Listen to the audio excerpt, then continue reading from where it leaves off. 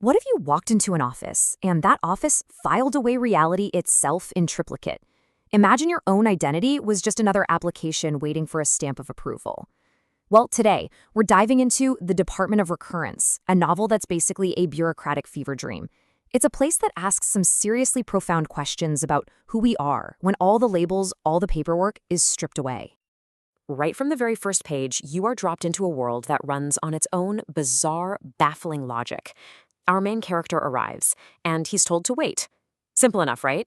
Wrong. He's immediately corrected. You see, you don't just wait. Waiting occurs in the designated area. This tiny, absurd little rule is our first clue that the basic laws of physics, of reality, are different here. So, let's step inside. Welcome to the department. And yeah, you heard that subtitle right. This is where the very rules of reality are under administrative review. This is not your typical office. This is a place where time, physics, even your own identity are constantly being revised, refiled, and, well, probably lost in the shuffle. The feeling of disorientation starts immediately, just with the physical space. Look around. Window 17 is right next to window 43. Any sense of normal, linear order has just been thrown out. And the best part? For a place with all these windows, there isn't a single one that actually looks outside. And it's not just the layout, it's everything. Even the objects here are, let's say, philosophically unstable. The chairs aren't really chairs. They're more like the idea of a chair. Some might have a seat, others just sort of suggest one. It's a huge signal that in this place, the concept of a thing is way more important, more real than the thing itself. And then you see the clocks. Oh, the clocks. There are 3 of them. One is frozen, one is running way too fast, and one is literally running backwards. Now, this isn't some quirky interior design choice. No way. This is a direct assault on the idea that we all share one stable reality. I mean, how are you supposed to measure your life when time itself can't agree with itself? But the disorientation, the real psychological whiplash, hits its peak right here. Our protagonist, who we'll soon know as K, gets to the front of the line, tries to give his name, and nothing. The memory is just gone. The department doesn't just mess with space and time, it actually reaches into your head and administratively deletes your identity. So, completely adrift, Kay has to figure out how to survive. And that means learning the unspoken rules of this new reality. Because here, you don't just exist. No, existence itself is an ongoing administrative process. So, rule number 1, your name? Forget about it. It's gone. Instead, you're given a designation. It's just a single letter. So our protagonist becomes K.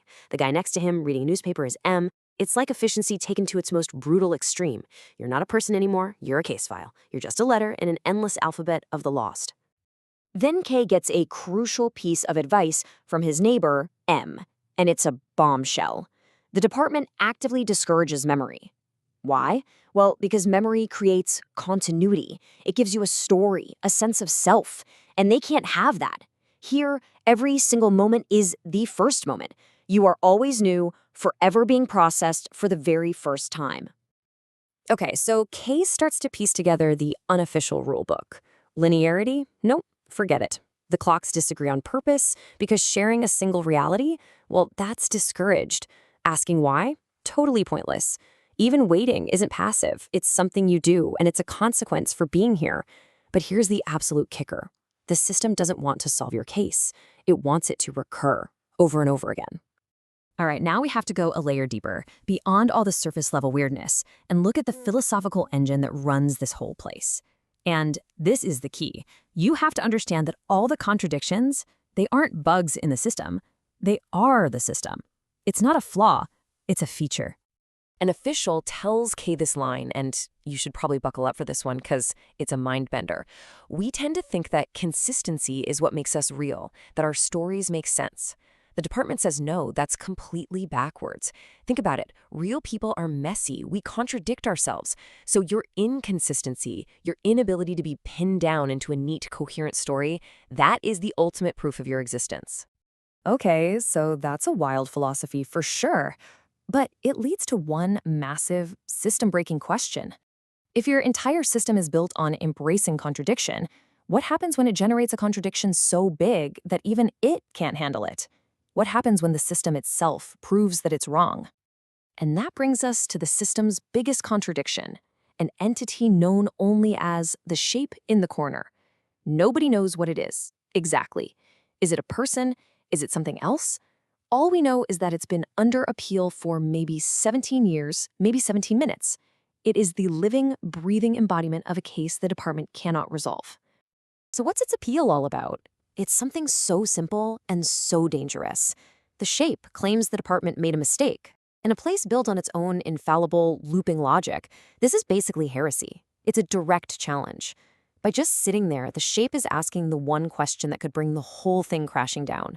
Can the department be wrong? Now, this whole interaction with the shape, it's a huge turning point for K. His constant questioning, his refusal to just accept things, it gets him flagged for something called a reassessment. And this process transforms him. He goes from being a subject processed by the system to an observer who can actually see how it works. And of course, this transformation is just another administrative process. First, he's K. Then he undergoes this reassessment. And then he becomes K prime. That tiny little apostrophe, that prime symbol, it means everything. It's like a key. He's been marked, and now he has access to the department's hidden reality. So what does this new perception actually look like? Well, before, as K, he just saw a waiting room full of people.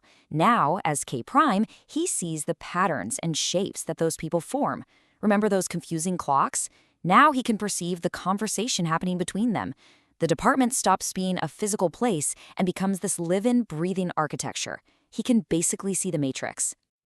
And then comes another huge discovery. He's not alone. There are others. R-double-J-null, other marked people who can see the patterns too. It seems like the department has been creating this secret class of observers inside its own walls. But why? It's like a contingency plan for something K doesn't understand yet.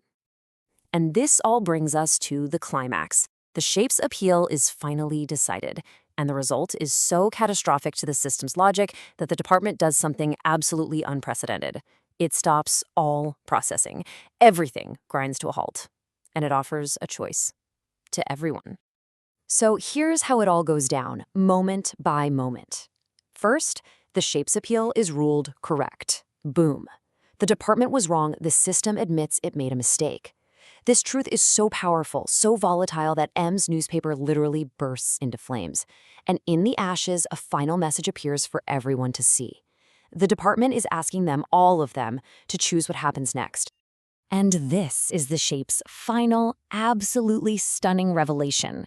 The department isn't some external force, some faceless bureaucracy. It's a mirror. It's simply a reflection of the collective consciousness of everyone trapped inside it. The only reason a choice is being offered now is because the people themselves are finally ready to make one. So here's the choice, laid bare for every single person in that waiting room: stability or transformation. On one hand, you can contain the truth, bury the department's error, pretend it never happened. The system stays predictable, it stays comfortable, but it's all based on a lie.